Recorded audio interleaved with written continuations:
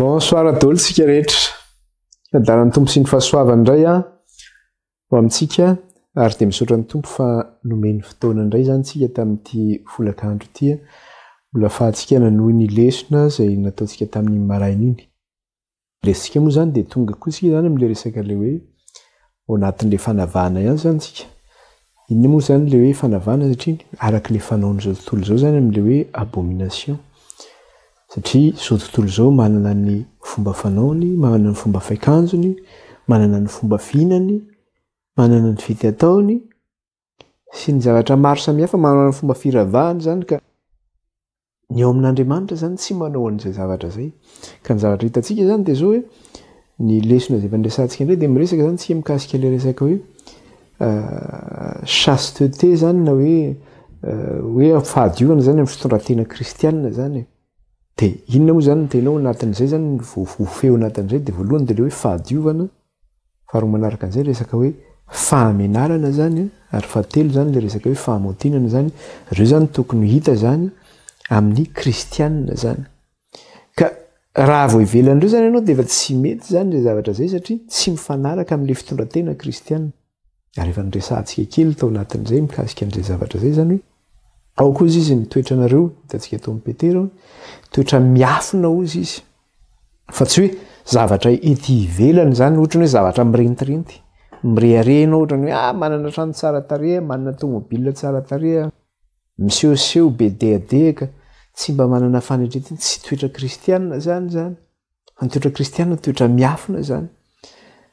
Na hoe be lamody be maquillage be, manao akanjo tena mamofady be, hatreny apoto-peny akanjo, mampiseho fitanjahana, tsy fitondratena kristianina zany ka efa nanome ohatra zany tsika tamin'ny maraina mikasika an'izay.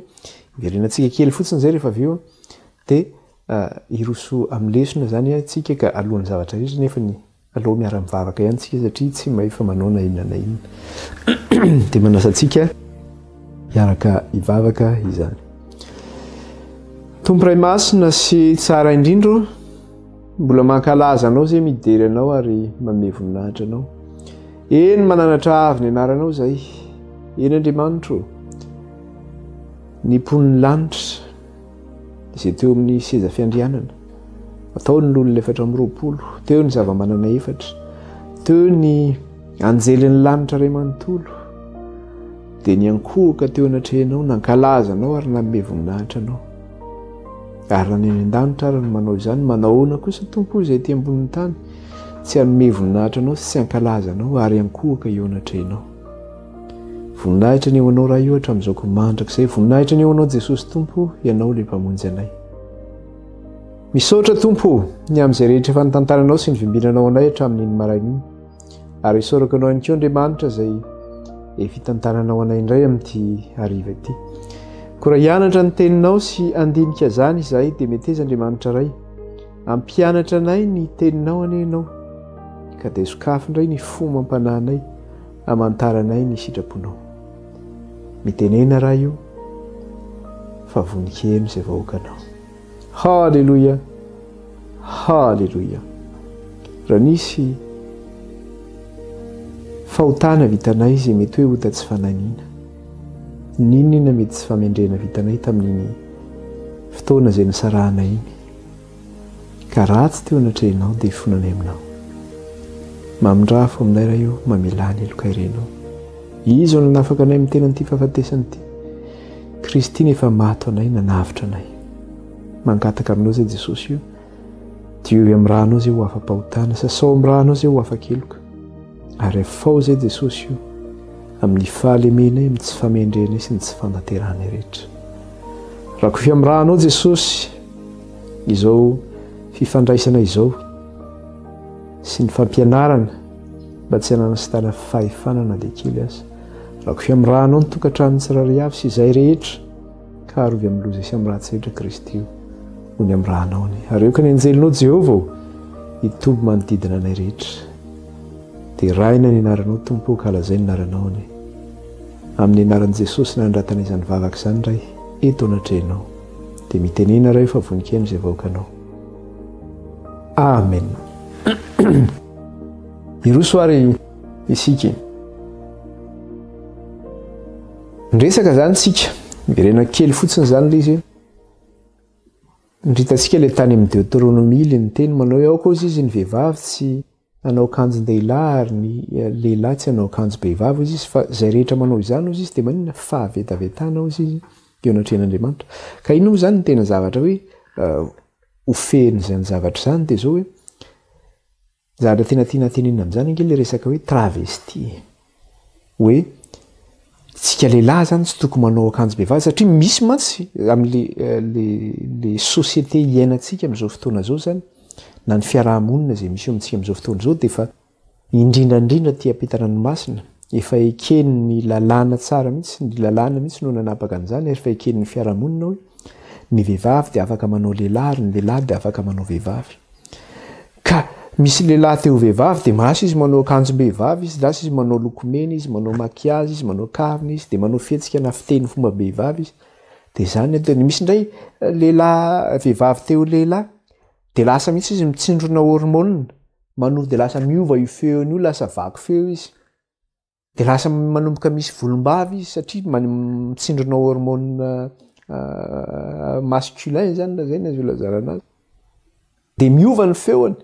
De misy mihitsy ary izy manao opération any amin'ny hôpitaly hoe soloina taovan-dehilahy ny taovam-behivavy de ny taovam-behivavy amin'ny taovan-dehilahy zany atao opération zany fahavetavetana nge zany eo anatren'Andriamanitra. De zay mihitsy zany raha ohatra zany ko hoe ny lehilahy manao akanjo-behivavy de fahavetavetana anatren'Andriamanitra satria tsy zany mihitsy nanaovan'Andriamanitra antsika olombelona zany hoe misy ny atao hoe lehilahy misy ny atao hoe vehivavy.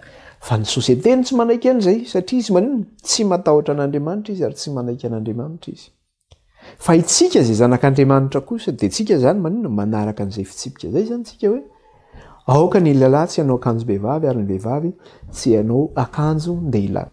Fa maro ny zavatra andraisantsika mikasika an'iny zany hoe eo kosa nefa amin'le hoe fomba fitafy zany de zao ny fomba fitafitsika de zao hoe misy ny didina akanjo-behivavy misy ny didina akanjo-dehilahy. Ary ao anatin'izay didina akanjo zay de zao foana hoe aoka zany ao anatin'ny fahamenarana aoka ao anatin'ny fahamontinana. Ny vehivavy zany aoka tsy hanao iny raha sendra manao pataloha izy de na manao pataloha malalaka izy na manao raha ohatra na izy manao pataloha malalaka ary raha ohatra sendra tery ny pataloha anaovany de manino takonana le fitanjahana zany sy na misy tsara mihitsy zany zay zavatra zay misy lobaka lava be reny na akanjo lava sy na somary sinao ohatran'ny robe kely iny amboniny zany ambon'le izy de manakona tsara le fitanjahana. Zany fomba fiakanjon'ny araby zany ety andafy reo vehivavy araby reo tsy mitanjaka mihitsy nefa misy pataloha anatiny eo lava tsara le akanjo ambony iny manakona le fitanjahana. Zany akory nefany satria be de be koa mantsy ny olona mivily lalana so de misy milaza andreo hoe satria fa azo anaovana ny pataloha de iny de anaovana akanjo hoe finitsy kely no anaovana kapisy fitanjahana tsy mitarika amin'izay lalana zay mihitsy. Fa aoka zay foana ny zavatra ao anatintsika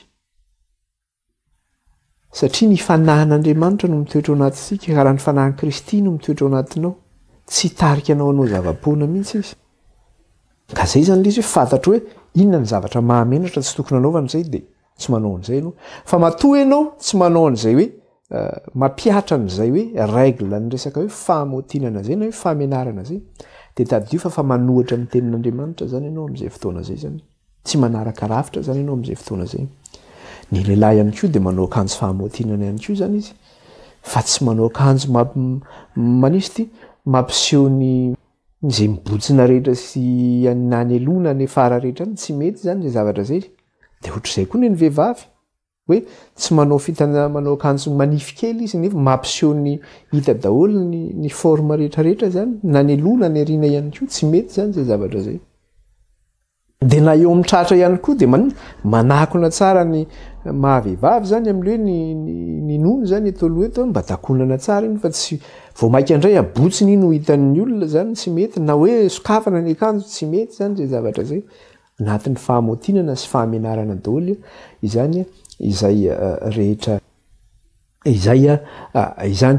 De inona koa ny hitantsika nefa ny tao anatin'izay zavatra izay zavatra teneniny tao amin'ny Petera de verenantsika kely le Petera toko fahatelo Petera voalohany toko fahatelo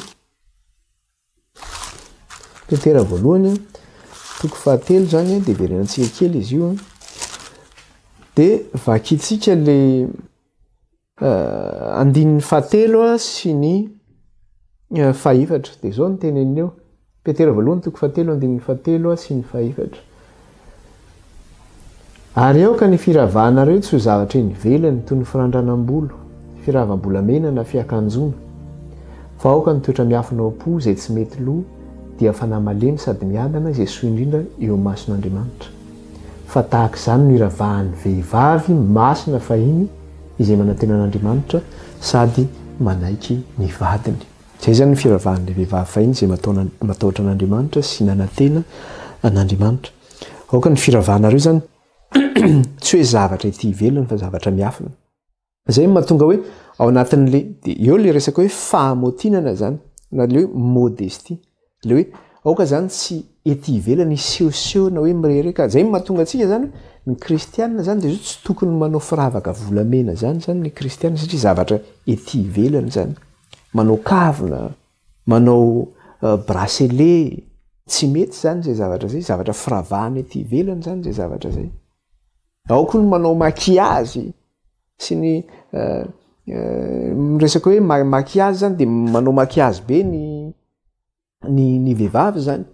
Kanefa zany eo anatin'ny soratra masina zany raha mandray ohatra zany tsika dia misy ohatra mihitsy eo anatin'ny soratra masina hoe ny vehivavy zany zay tena hoe manao maquillage na manao volamena le hoe miseho ety ivelany dia inona ny tanjon'le olona manao an'ireny dia zao un moyen de séduction zany reny zavatra reny na hoe fitaovana hisarihana zany reny zavatra reny. Ka amin'ny mahatsika kristianina zany dia zao tsika zany mitoetra tsika miafina fa tsy natao hisarika tsika hoe satria za kristianina dia mba ho hitanareo za fa manao volamena be na manao lokomena na manao manjamaso na manao maquillage. Toetra kristianina dia toetra miafina zany zay. Izy tsy misehoseho mirentirento hoe raha ohatra izy manana trano tsy ilaza mipabe maso izy za na voananao trano androany trano be mihitsy raha saindra mandalo andrefa tanàna ao nareo dia anahy trano ngeza be tena tsara be io le misy an'le tokotany tsara tare be io misy zaridaina anahy io. Kristianina tsy mba miteny na manana an'izany ary izy tsy miteny an'izany izy. Zany akory tsy midika hoe tsy mahazo mividy trano ny kristianina na hoe tsy mahazo mividy tomobile ny kristianina na hoe tsy mahazo manao akanjo tsara tarehy ny kristianina tsy izay fa ny tiana tenena amin'ilay resaka hoe modestie zany hoe famotinana zany dia zao tsy misehoseho zany ny kristianina amin'izay ananany fa miafina izy amin'izay zavatra zay. Tsy mirehireny amin'izany izy fa Andriamanitra no rehirehany. Fa amin'izao tontolo izao dia frere ihany. Za nanao trano dia tena navita trano be. Za nahazo tomobile tsara tery dia ina sehoseho sy miretiretiran'ny tanàna. Fa tsy misehoseho amin'izany izy ary ny tiako tenena aloha hoe ny kristianina afaka manao akanjo tsara tarehy izy. Fa tsy maninona izy ity manao koa akanjo extravagant ny fitenenana hoe ohatrany hoe tena araka le fitenenana foana ohatrany hoe be lamody hoe lamody be zany mivoaka be hoe zao ny lamody ihany dia miseho ianao tiandray ny lamody vaovao tsy izany mihitsy. Dia jerentsika kely angila izy fa zay mihitsy hoe un moyen le firavahana zany amin'ny teny frantsay zany hoe zay ornement.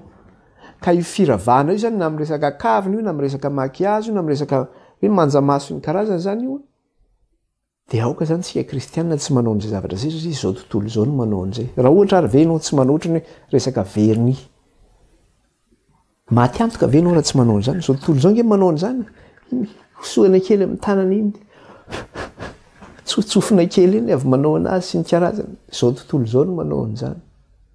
Toetra miafina foana ny toetrantsika. Jerentsika kely eo amin'ny mpanjaka faharoa jerentsika hoe olona manao ohatrany ahoana no miakanjo an'izany. Mpanjaka faharoa toko fahasivy jerentsika any amin'ny testamenta taloha zany tsika. Mpanjaka faharoa toko fahasivy dia vakitsika ny andininy fahatelopolo. Dia zao ny vaky ny teny andininy fahatelopolo.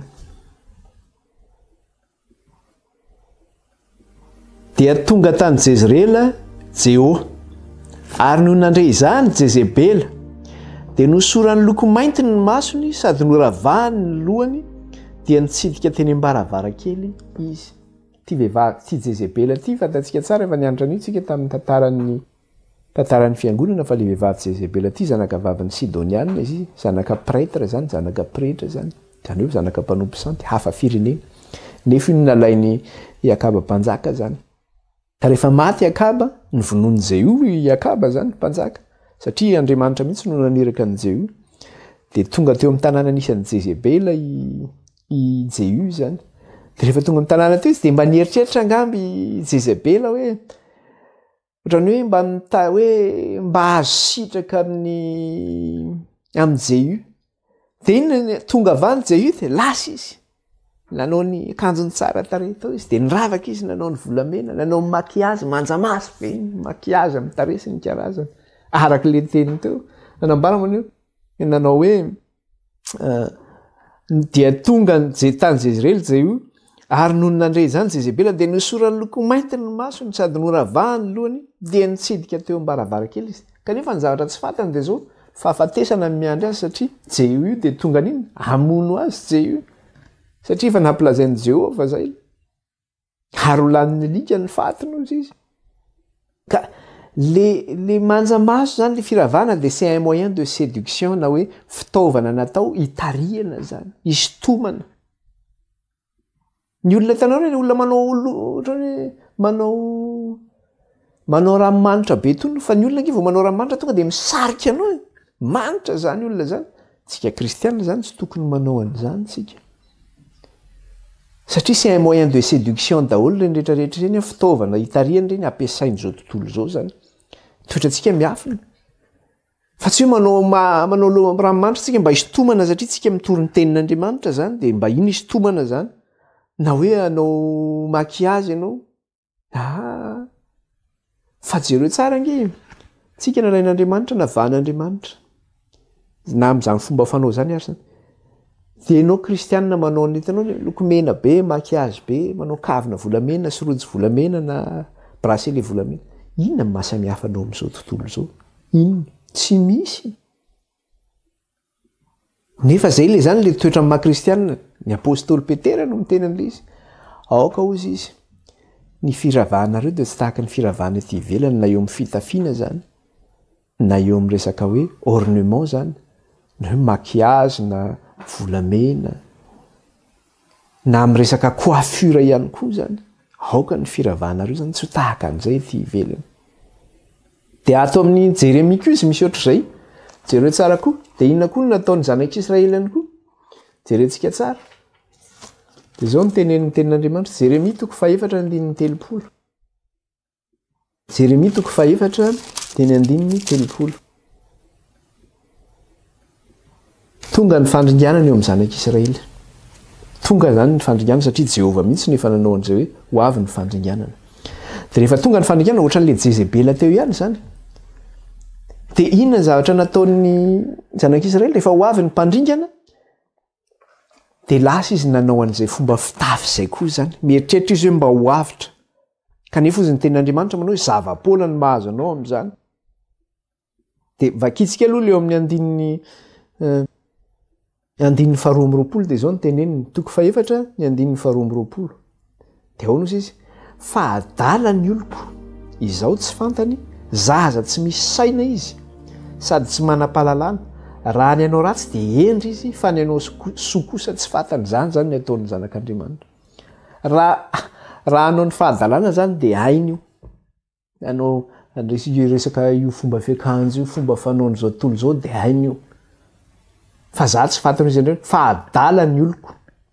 Vao manao ny fanaon'izao tontolo izao zany dia ao anatin'izay fahadalana izay ianao. Izaho tsy mba fantany, zaza tsy misy saina izy, sady tsy manam-pahalalana. Raha ny anao ratsy dia endry izy, fa ny anao soa kosa tsy fantany. Dia eo amin'ny 4:30 amin'izay dia inona zavatra teny? Ary anao ahoany ianao ry ilay rava, satria tonga ilay fanjakana. Ary anao ahoany ianao ry ilay rava, na dia miakanjo jaky azy ianao. Zany hoe zany akanjo tena hoe misy valeur tamin'izany. Akanjo tena hoe mirentirenty tamin'izany vanim-potoana zany. Dia hono izy. Ary anao ahoany ianao ry ilay rava, na dia anao miakanjo jaky azy ianao.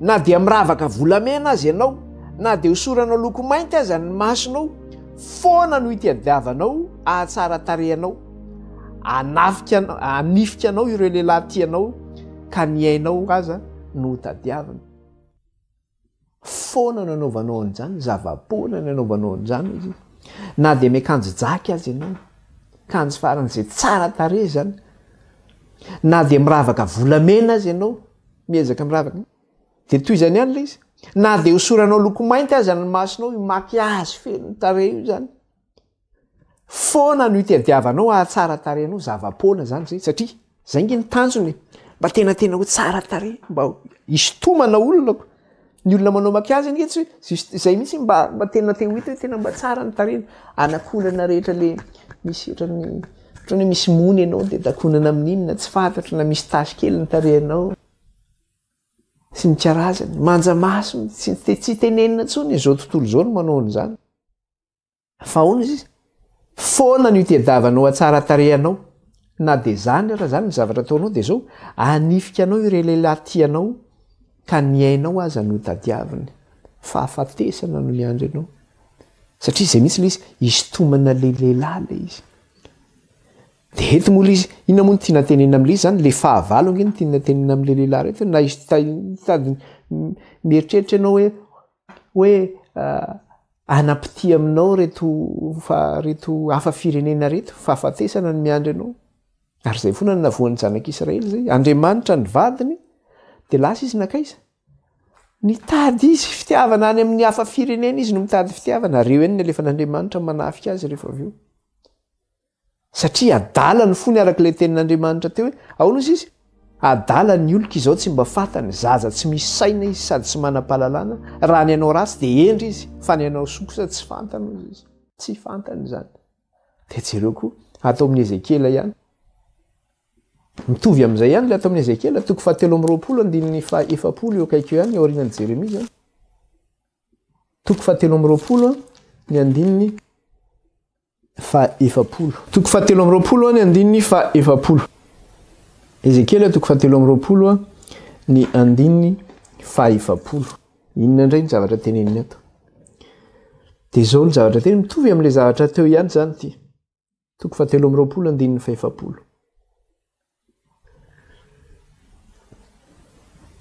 ary koa naniraka ho any amin'ny olona lavilavitra ianao eny nanranao ireo ka indreo tonga izay efa nandronao sy nanosoranao loko mainty ny masonao sy niravahanao ary nipetrahanao tamin'ny farafara marevaka sady nisy latabatra voavelatra teo anoloany izay nametrahanao ny didika azomanitro sy ny diloilo zavatra misy ange dia zao tsika nisy tsika an'Andriamanitra tsika ny angatan'Andriamanitra amintsika dia hoe toetra miafina ny fanaovanao an'izay zavatra zay zany ohatrany hoe isotomanao hafa firenena zany zay ohatra ny isotomanao hafa firenena zay dia izy ary koa naniraka ho any amin'ny olona lavilavitra ianao enina ny rahanao ireo ka indreo tonga izay efa nandronao sy nanosoranao ny mainty ny masonao sy ny ravahanao ny karakara tena mihitsy zany ianao andraisanao an'ireo olona reo nandro ianao ny ravaka ianao nosoranao ny masonao ory olona tenin'Andriamanitra dia miteny aza manao ny fanao n'izao tontolo izao miova amin'ny fanavaozana ny saina matarana any amin'ny sitrapon'Andriamanitra izao tontolo izao no manao an'izany tsika kristianina zany zao dia zay mihitsy tsy tokony manao an'izany makiazy zany tsy tokony manao an'izany firavam-bolamena zany jereo tsika rehefa mandeha eny an-dalana mandeha eny an-dalana rehefa tsisy volamena eny aminao tsisy firavahana eny aminao nga misy mpangalatra haka inona no alaina eny aminao matetika ireny olona manao volamena sy mianatra iny reny nyvoataon'ny mpisamy mamamay reny eny an-dalana iny na ny anaty taksi be tsika tsy manao an'izany zavatra zany ao anatin'ny fahamotinany tsy manao makiazy zany ianao dia hoe ahoana koa zany ny resaka coiffure ve tsy tokony anaovana akio mby resaka kely an'izay tsika zany zay resaka coiffure zay ihany koa zany fa indrindra misy zavatra tiako resahana kely zany mikasika le hoe satria eo anatin'ny resaka makiazy eo le hoe manja maso eo le resaka hoe manao pomety iny zany ianao fa eo any koa le lokomena ty manositra n'iny lokomena iny zany miositra n'iny eo mivava eo zany de manositra lokomena daholo de verina foana le vehivavy foana nge tena am'zay lehilahy ka am'izao moa zany fa misy koa zany hoe lehilahy manao makiazy zany fa ny lehilahy ny akabeazany lehilahy tsy manao makiazy zany na manao tare na manao iny fa le vehivavy foana matety satria sy zay mihitsy izy isariana le zavatra maninona raha tsy manao normal loatra ny lehilahy koa anao satria zay le fanaon'izao tontolo zao de mba teo tsara tare ohatran'izay koa anao zay ngely izy teo tsara tare zay le tanjony fa amin'ny kristianina zay ny tenin'Andriamanitra de miteny manao hoe ny vehivavy matahotra an' Jehovah izy noderaina zay zany noderaina eo anatrehan'Andriamanitra ka ny fahatahoranao Andriamanitra no tsy anaovanao an'izay fa tsy hoe nitedavanao lehilahy no anaovanao an'iny ka le lokomena ty de teneniko amitsika mihitsy ny resaka atsika reo hoe resaka sakafo teo hoe misy ny sakafo araky ny kristianina men'Andriamanitra hoe reto no sy ny biby madio azo hoaninareo reto ny biby maloto tsy azo hoaninareo anisan'izay tao anatin'ny biby maloto efa hitantsika tao zany resaka hoe kisokoa tafiditra ao anatiny de mamiteny amintsika hoe ity lokomena ty mba ava amin'inona moa ny anaovana ny lokomena io fa ny lokomena nge reto de zao hoe graisse animale ny anaovana n'iny zavatra iny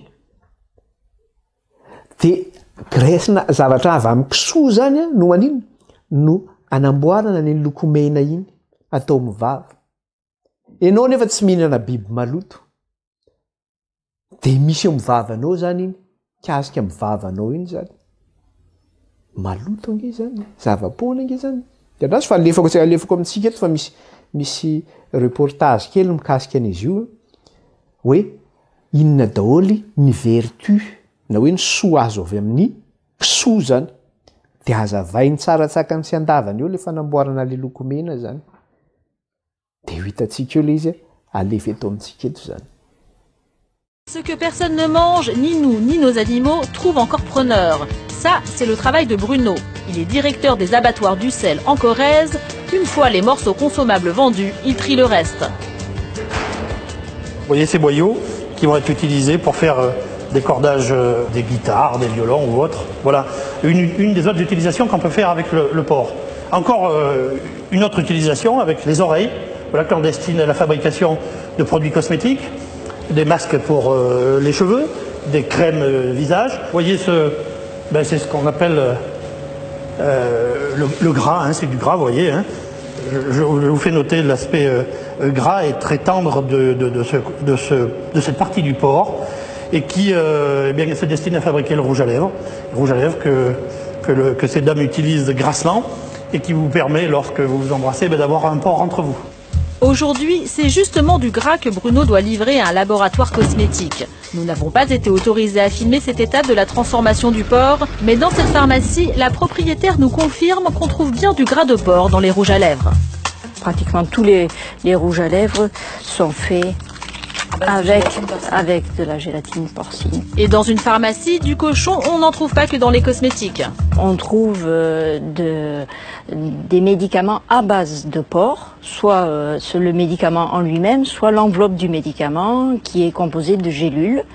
Chaque fois, comme vous pouvez le constater, on a cette pellicule est faite à base de gélatine.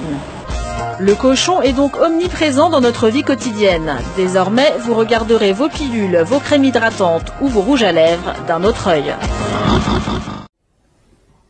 De eo ihany koa zany sika ny zava-dehibe de zao hoe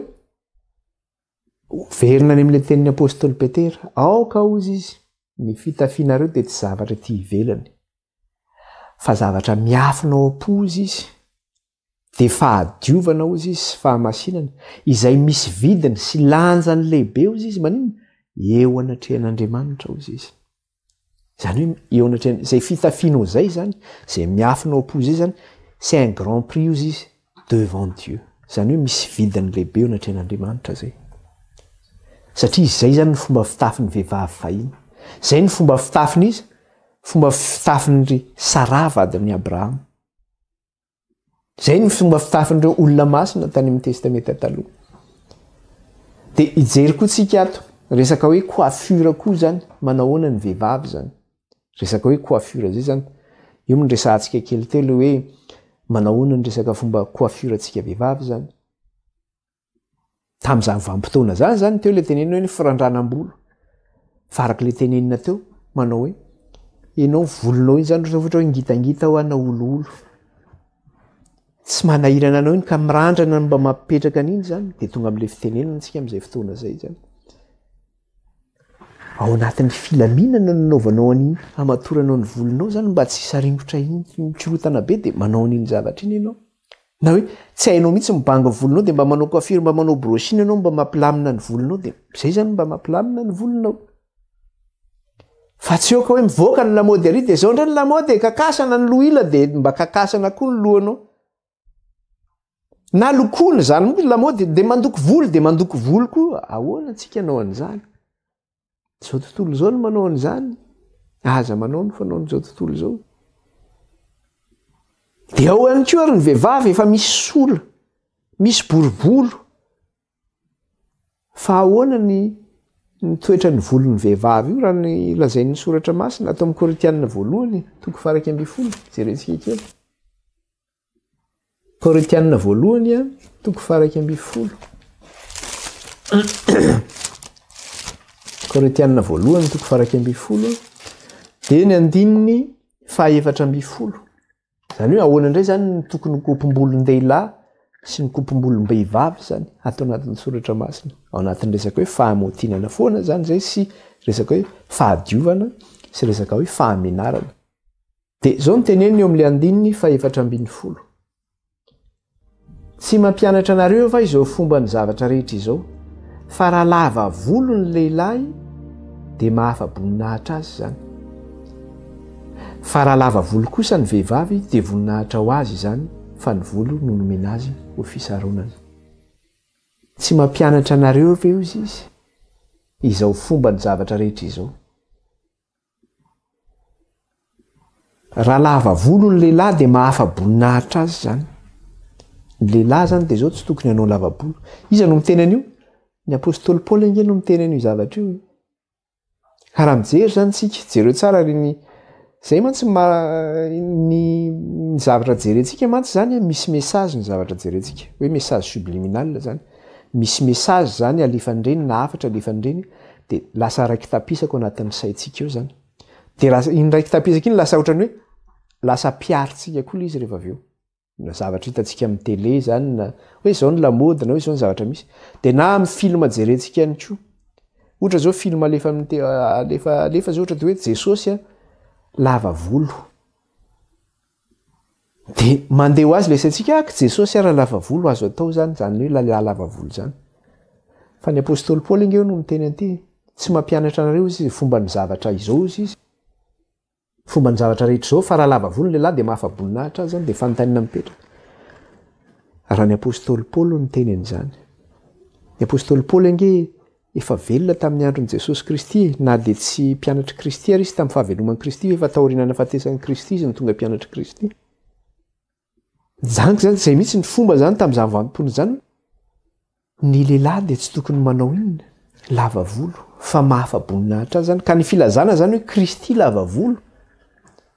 Baraingo be ny apetrako amin'izay aloha. Satria tsy araka ny soratra masina zany zay. Dia efa tsy izay foana izy hoe aoka izay ao anatin'ny soratra masina na rahantsika zany. Fa eto zany dia miteny mihitsy hoe ny lehilahy zany dia zao raha lava volo ny lehilahy dia manino mahafa-boninahitra azy zany zay. Donc ny lehilahy zany tsy tokony manino manao lava volo fa fohy ny volon'ny lehilahy. Raha ara-tsoratra masina zany dia ny lehilahy zany dia fohy ny volony. Dia toy izany. Fa raha lava volo kosa ny vehivavy dia voninahitra ho azy zany. Zany hoe ny vehivavy indray zany volo lava dia inona voninahitra ho azy indray zany zay. Fa raha fohy indray zany ny volon'ilay vehivavy na sola dia manino afa-boninahitra zany izy amin'izay fotoana zay. Donc zany raha ny soratra masina zany zao dia vehivavy fohy volo nefa amin'izao fotoana izao efa arahan'ny olona rehetra zany. Dia afa-boninahitra zany ny vehivavy raha manino raha manao fohy volo zany izy dia afa-boninahitra zany izy. zay zany le izy fomba zay zany le tsika mantsy mijery foana am'le hoe ara-pivavahana ka eo am'le hoe eo indrindra ny resahantsika an'le izy mantsy satria na eo amin'ny ara-pivavahana koa ara zany de tena misy lanjany lehibe zay resaka hoe volo izay zany ny hoe volo lava na volo fohy izay zany misy lanjany lehibe zay satria ao anatin'ny fivavahana zany zao de hoe misy famantarana ihany koa zany ao anatin'ny fivavahana hoe manahoana ny tokony ho toetra ny vehivavy rehefa mivavaka manahoana ihany koa ny tokony toetra ny lehilahy rehefa mivavaka zany de misy an'izay resaka fomba fitafy zay zany manahoana ny fitafy kristianina rehefa mivavaka de ho resahantsika kely ny mikasika ny zavatra zay satria zava-dehibe zany izy ampidirintsika eo anatin'le resaka le hoe fanavahana zany zay zavatra zay satria zavatra misy am'izao fotoana zao ny fomba fitafin'ny kristianina rehetra mandeha mivavaka ingy mitovy amin'ny fomban'izao tontolo zao mamonjy fetin'izao tontolo zao ihany tsisy mahasamihafa nefa manahoana ny tonga fiangotsika kristianina zany rehefa mivavaka tsika eo anatren'Andriamanitra manahoana ny fomba fitafintsika koa mikasika an'izay zavatra zay de misy zany zay zavatra zay hoe fomba fitafy koa kristianina zany rehefa mivavaka eo anatren'Andriamanitra zany hoe signe d'adoration zany na hoe marika mari-pivavahana zany raha zay ny azo ilazana anazy de vakitsika verenantsika eo am'le Korintianina voalohany io zany tsika de vakitsika ny andininy voalohany de ny apôstôly Paoly no miteny eto iaho de ahoana izy ny apôstôly Paoly aoka anahakay ianareo de tahaka ny anahafako any Kristy vao manomboka zany ny apôstôly Paoly de zay ny zavatra teneniny aoka ozy izy anahakay ianareo de tahaka ny anahafako any Kristy zany hoe zavatra resahan'ny apôstôly Paoly eto zany de zao fanahafany any Kristy zany no zavatra resahany eto satria be dehibe mantsy no miteny rehefa mahazo an'ity le mandray an'ity Korintianina voalohany toko faraky amby folo ity de miteny izy hoe io nge natokana ho an'ny Korintianina satria nahoana manelingelina ny fivavahana izy io eto nefa ny zavatra tenen'ny apôstôly Paoly de miteny mihitsy aoka anahakay ianareo tahaka ny anahafako any Kristy zany hoe tsy fomba Korintianina mihitsy zany no narahan'ny Paoly hoe satria ty fomba Korintianina de zao no tokony ataontsika zany fa fanarahan'ny Paoly any Kristy no lazainy eto zany de toy izantsika le vaky teny andininy faharoa tsy maninona mihitsy ary midery anareo satria mahatsiaro ahy amin'ny zavatra rehetra ianareo sady mitana tsara ny fampianarana natolotra araka ny nanolorako azy taminareo reto Korintianina reto zany de maninona nanaraka tsara ny fampianarany ny apôstôly Paoly ozy ny apôstôly Paoly manao hoe aoka anahaka anareo tahaka ny nanahafako any Kristy de niderain'ny Paoly izy tamin'izay satria ozy izy manao hoe satria mahatsiaro ahy amin'ny zavatra rehetra na hoe sady mitana tsara ny fampianarana natolotra araka ny nalolorako azy taminareo andininy fahatelo ary tiako ho fantatrareo fa Kristy no lohan'ny lehilahy rehetra ary ny lehilahy kosa no lohan'ny vehivavy ary Andriamanitra no lohan'ny Kristy eo zany no tena fototra nyity resaka zay ho resahantsika ity amin'ity an'ity io amin'ny andininy fahatelo zava-dehibe zany io andininy fahatelo io mantsy tena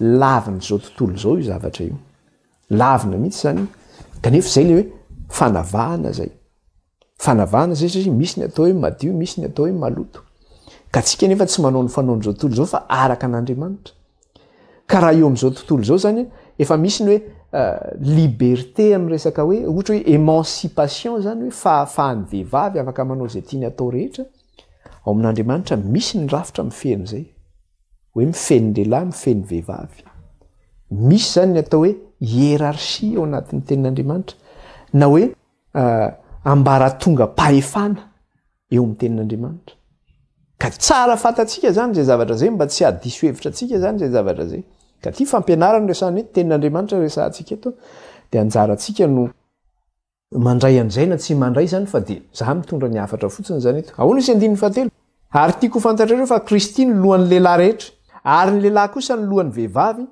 ary Andriamanitra no lohan'ny Kristy ahoana zany fandehan'le ambaratonga pahefana Andriamanitra zany no ambony indrindra Andriamanitra ozy izy no lohan'ny Kristy ary Kristy no lohan'ny lehilahy ary ny lehilahy no lohan'ny vehivavy raha ny ambony zany Andriamanitra ny ambara tonga ambony indrindra, iza zany ny ambara tonga ambany indrindra amin'io ambara tonga io dia le vehivavy zany no ambany indrindra.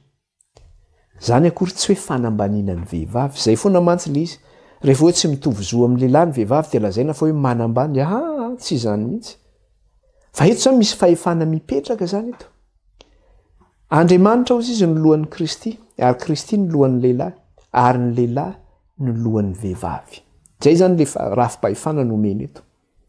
Eo amin'izao tontolo zao nefa dia zao efa napetraka zay zavatra zay hoe ny fahafahan'ny vehivavy, ny fampitoviana zoa ny vehivavy amin'ny lehilahy.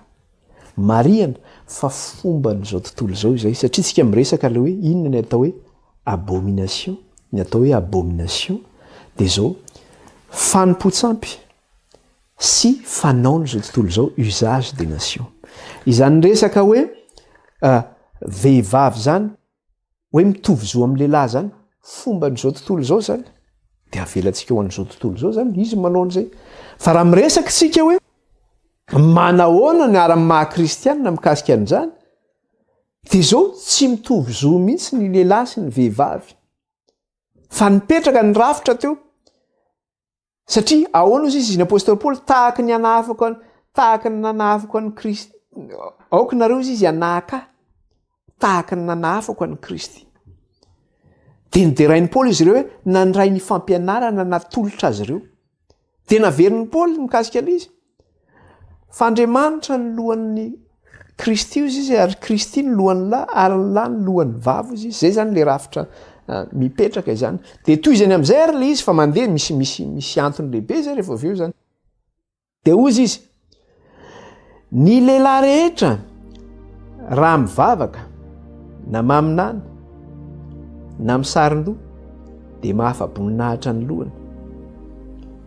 Fa ny vehivavy kosa raha mivavaka na maminany ka tsy misarin-doha dia mahafa-boninahitra ny lohany, satria toy ny voaratra izy.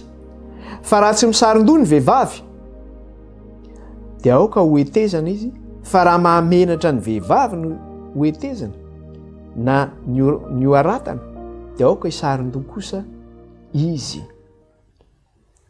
Eto zany amin'ile resaka hoe fivavahana eo anatrehan'Andriamanitra, satria misy izay le hoe ambara tonga pahefana zay hoe iza ny loha. Andriamanitra ny loha, manaraka an'izay Kristy, manaraka an'izay ny lahy, manaraka an'izay ny vavy. Dia ozy izy, ny lehilahy rehetra raha mivavaka na maminany ka misarin-doha, zany hoe manao satroka zany ianao, manao kaskety ianao na manao satroka ianao na asianao lamba ny lohanao zany, dia maninona? Raha misarin-doha ny lehilahy ka maminany, ny dikany hoe maminany dia zao mianatra amin'ny tenin'Andriamanitra ianao. Dia toy izany na mivavaka ozy izy, maminany na mivavaka ozy izy. Ka raha mianatra ny teny ianao zany mihaino ny tenin'Andriamanitra na mamaky ny tenin'Andriamanitra na mivavaka ianao, dia tsy azo ny lehilahy atao zany no misarin-doha. Fa maninona? Araka le teneniny teo hoe mahafa-boninahitra ny lohany. Dia mifanontana mipetraka, ny lohan'iza no afa-boninahitra? Le tapon-dohany eo ve ny afa-boninahitra? Tsy izay ny tiany teneniny. Fa le lohany ao anatin'le ambara tonga pahefana. Iza ny lohany? Kristy ny lohany. Andriamanitra ny lohany, satria ireo zany eo fahefana ambonin'ny lahy daholo. Zany hoe mahafa-boninahitra an'Andriamanitra zany izy raha ohatra ka maninona? Misatroka izy mivavaka, na misarin-doha izy mivavaka. Zay le lohany resahany eto.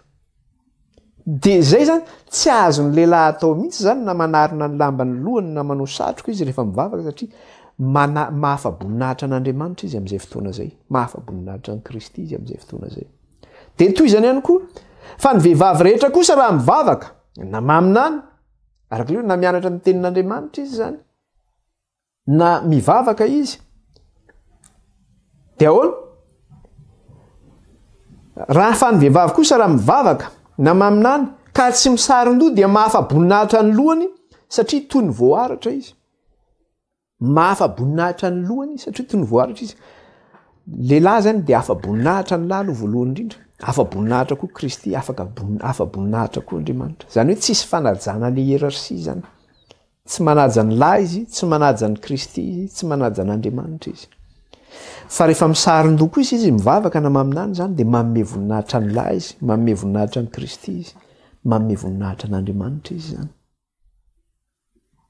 Ny vehivavy zany dia zao tokony manino, tokony misarin-doha zany izy rehefa mivavaka zany. Dia eo amin'ny 110 dia zao ny teneniny. Ao izy 110. Izany no mahamety ny vehivavy isarin-doha noho ny amin'ny anjely.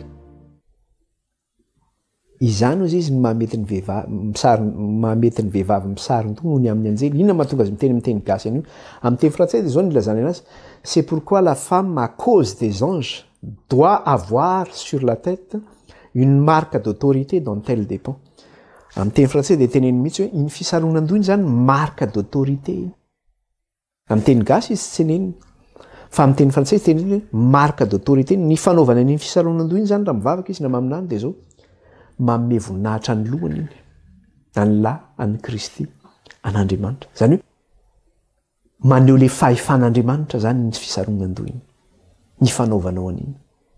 Maneho le fahefan'Andriamanitra. Zany hoe raha mampitaly amin'ny anjely zany izy hoe doit avoir sur la tête une marque d'autorité dont elle dépend izy à cause des anges. Zany hoe ny anjely koa zany manana an'io zany, manana an'izay fomba marque d'autorité zay koa zany ny anjely, hoe mari-pahefana zay zany misy an'izay koa zany izy amin'ny fanompon'Andriamanitra. Karaha ny anjely ary zany manana marika pahefana, ny vehivavy koa zany manana an'izay mari-pahefana zay. Hoe manaja ny lahy izy, manaja ny Kristy izy, manaja n'Andriamanitra izy izany. Dia ny lehilahy koa zany toraka an'izay hoe ny lehilahy zany tsy fanaovany an'izay sarin-doha zay dia mari-pahefana zany zay, anomezany voninahitra ny Kristy, anomezany voninahitra n'Andriamanitra ihany koa zay. Dia verenantsika eo amin'ny 107 sy ny 9. Dia ao nozy izy amin'ny 107 sy ny 9. Ny lehilahy dia tokony tsy sarin-doha satria endriky ny voninahitr'Andriamanitra izy, fa ny vehivavy kosa no voninahitry ny lehilahy. Fa tsy ny vehivavy no ny avian'ny lehilahy, fa ny lehilahy no ny avian'ny vehivavy. Mazava be zany tenin'Andriamanitra izany. Le hoe ny lehilahy tsy misarin-doha, endriky ny voninahitr'Andriamanitra izy. Dia toy izany le izy, fa ny vehivavy kosa voninahitry ny lehilahy ozy izy. Fa tsy ny vehivavy no ny avian'ny lehilahy, fa ny lehilahy no ny avian'ny vehivavy, satria izay no nanamboaran'Andriamanitra azy. Raha mino an'izany zany ianao hoe ny lehilahy no ny avian'ny vehivavy dia manaraka an'izay ianao, satria tola tehizana tao amin'ny lehilahy no nalaina namboaran'Andriamanitra ny vehivavy. Ka ny vehivavy nefa amin'izao fotoana izao dia mitady an'i Jesoa zay fitoviana amin'Andriamanitra, ary izy mihitsy ara ny teo lohany. Ary matetika ny vehivavy ange mahazo an'le hoe émancipation zay, izy mihitsy no mibaiko le lehilahy. Kanefa zay zany usage des nations zay, fanao an'izao tontolo izao zay, fa tsy fomba ny kristianina zany zay. Fanao an'izao tontolo izao zay. Dia misy fanontaniana mipetraka eto amin'ny 107 dia zao ny teneniny. Everamponareo mendrika va raha mivavaka amin'Andriamanitra ka tsy misarin-doha ny vehivavy. Fanontaniana mipetraka ary zay. Mendrika ve zany? Miverintsika amin'ilay resaka hoe fa anatin'ilay hoe fahamotinana zany, anatin'ny fahamasinana ihany koa. Mendrika eo anatrehan'Andriamanitra ve zany? Everamponareo mendrika va raha mivavaka amin'Andriamanitra ka tsy misarin-doha ny vehivavy. Dia toy izany ihany eo ambany. Tsy mampianatra anareo va izao fomba ny zavatra rehetra izao? Fa raha lava volo ny lehilahy dia mahafa-boninahitra azy zany. Fa raha lava volo kosa ny vehivavy dia voninahitra ho azy zany, fa ny volo no nomena ho fisaronana. Matetika zany io teny eo ambany io, satria izay mantsy le teny, io le zavatra efa ninarantsika teo hoe mampianatra antsika izao fomba ny zavatra hoe ny lehilahy zany tsy tokony ho lava volo, fa ny lehilahy tokony ho fohy ny volony. Voninahitra ho azy zay. Fa raha ohatra manao lava volo ny lehilahy dia maninona mahafa-boninahitra azy zay. Mahafa-boninahitra ho an'izy, tsy ho an'le lohany hoe ho an'Andriamanitra na ho an'i Kristy, fa ho an'ny tenany manokana zay. Hoe ny lehilahy zany raha fohy ny volony dia voninahitra ho an'ny tenany manokana zay. Fa raha lava kosa ny volony, mahafa-boninahitra azy zay. Ny vehivavy indray raha fohy ny volony dia mahafa-boninahitra azy zay, fa raha lava volo izy de voninahitra ho an'izy voninahitra ho an'ny tenany zay raha lava volo ny vehivavy ka eo zany no amtahan'ny olona kabeazany milaza izy manao hoe araka le teny eo ambany hoe tsy mampianatra anareo hoe zao fomba ny zavatra rehetra zao fa raha lava volo ny lahy de mahafavoninahitra zany fa raha lava volo kosa ny vehivavy de voninahitra ho azy zany fa ny volo no nomena azy ho fisaronana de ozy izy inona tsoa moa ny ilaina manao saron-doha zany ko ny volo no nomena ho fisaronana le volo lava nge voninahitra ho an'le vehivavy fa tsy voninahitra ho an'Andriamanitra ka raha ohatra ka manao volo fo izy ihany ny afa-boninahitra amin'iny fa tsy Andriamanitra no afa-boninahitra amin'iny de eo am'le andininy fa andininy verenantsika le eo am'le andininy fa dimy sy ny fahenina de ahoana izy eo amin'ny andininy fa dimy sy ny fahenina verenantsika izy io mamaly an'le fanontaniana teo manao hoe mety ve ozy izy mendrika vara mivavaka amin'Andriamanitra ka tsy misaron-doha ny vehivavy de valitsika am'izay eo amin'ny andininy fa dimy sy ny fahenina izy mitena an'io zany de zao ny zavatra teneniny eo verentsika mihitsy manomboka eo amin'ny andininy faefatra tsy maninona de hoana izy andininy faefatra ny lehilahy rehetra raha mivavaka na maminany ka tsy misaron-doha de mahafaboninahitra ny lohany iza no afaboninahitra le lohan'le hierarchie zany io le ambaratonga-pahefana mahafaboninahitra an'Andriamanitra izy zany raha tsy misaron-doha raha ohatra ka misaron-doha mivavaka hoe raha averiko tsara ny lehilahy rehetra izy raha mivavaka na maminany ka misaron-doha de mahafaboninahitra ny lohany raha manao satroka zany ny lehilahy na mirakotra lamba ny lohany rehefa mivavaka izy na maminany de zao mahafaboninahitra an'Andriamanitra izy ary mahafaboninahitra an'i Kristy satria le ambaratonga-pahefana no resahana eto de toy izany le izy andininy fa dimy fa ny vehivavy kosa raha mivavaka na maminany ka tsy misaron-doha de mahafaboninahitra ny lohany satria toy ny voaratra iza le afaboninahitra eto le afaboninahitra resahana eto ilay lehilahy Kristy Andriamanitra no afaboninahitra eto fa tsy hoe le lohany le vololava ny resahana eto io satria misy mantsy no mandika vilana an'izay zany hoe ka ny volo angeny natao fisaronana ny vehivavy de voninahitra manisy ty de efa io natao fisaronana de tsy mila misaron-doha tsony izy raha ohatra zany ianao ny vehivavy iny satria voninahitra ho an'le vehivavy le misaron-doha ho an'ny tenany raha ohatra hoe voninahitra ho an'le vehivavy le fisaronan-doha de tonga izy hivavaka eo amin'Andriamanitra nefa izy zany tsy manao voilina hoe manarona ny lohany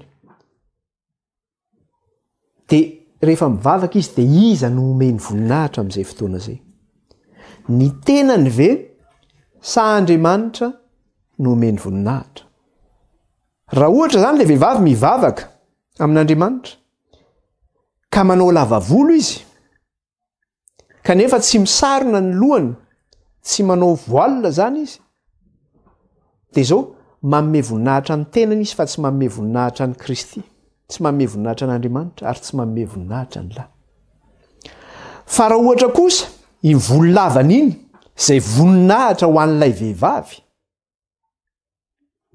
tonga eo izy Andriamanitra tsy inona nomena voninahitra rehefa mivavaka sy mianatra ny ten'Andriamanitra de esorinao zany ny voninahitra anao saromanao ny voninahitra anao de ny fisaromanao iny anakonanao le voninahitra anao iny ka le fisaromanao ny lohanao iny fanomezanao voninahitra an'Andriamanitra iny fanomezanao voninahitra ny Kristy iny fanomeza voninahitra ny lahy iny zay zany le izy ka atsika rehefa mivavaka na rehefa mianatra ny ten'Andriamanitra iza nomentsika voninahitra Andriamanitra ve nomentsika voninahitra Kristy ve nomentsika voninahitra sa tsika sany tenantsika nomentsika voninahitra de mazava ho avy Andriamanitra nomentsika voninahitra izy no rahana am'izay fotoana zay no mahatonga hoe raha mivavaka ny vehivavy de manao any saromany ny lohany fa raha ohatra izy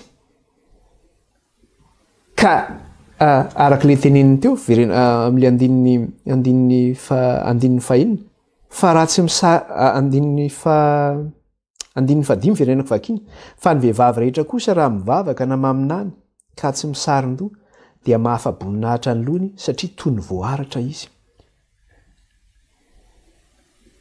Dia toizana le vaky teny fa raha tsy misaron-doha kosa, raha tsy misaron-doha ny vehivavy dia aoka ho etezana izy, fa raha mahamenatra ny vehivavy ny etezana na ho aratana dia aoka hisaron-doha izy.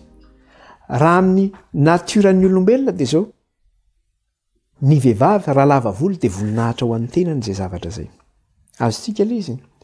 Fa raha ohatra fohy ny volony na hoe aratana ny lohany dia tena mahamenatra sy manala baraka zay. Dia ny vehivavy zany raha eo anatrehan'Andriamanitra koa izy mivavaka zany ka tsy manao an'ilay fisaronan-doha anakonan'ilay voninahiny dia eo anatrehan'Andriamanitra zany izy ohatran'inona? Ohatran'ny hoe sola ny lohany. Ohatran'ny hoe olona tsy misy ohatran'ny hoe zay, ohatran'ny hoe aratana ny lohany zany. Zany hoe afa-boninahitra zany. Dia raha ianao zany ny lava volo manome voninahitra ny tenanao ny vehivavy,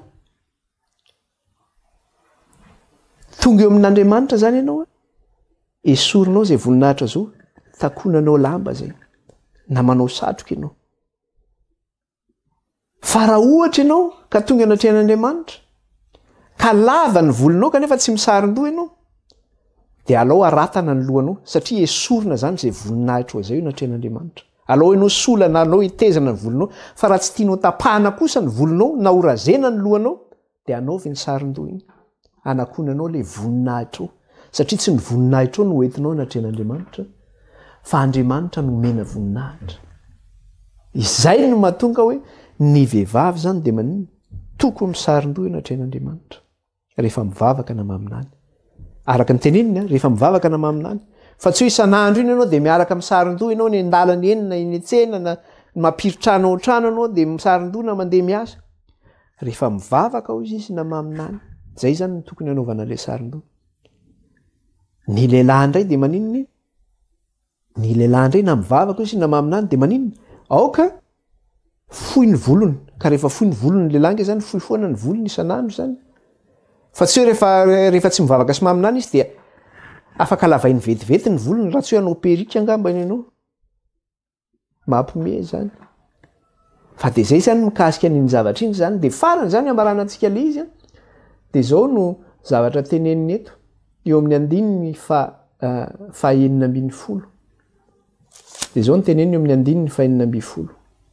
Ka io zany zavatra io zany dia zao hoe tsy natao an'ny Korintianina zany izy io araka ny filazany io hoe natao an'ny Korintianina zany. Aoka nahakanareo izy tahaka ny anahafako an'i Kristy. Ary nideran'ireo vahoaka ireo ny apôstôly Paoly amin'ny nandraisany ny fampianarana izay natolotra azy ireo.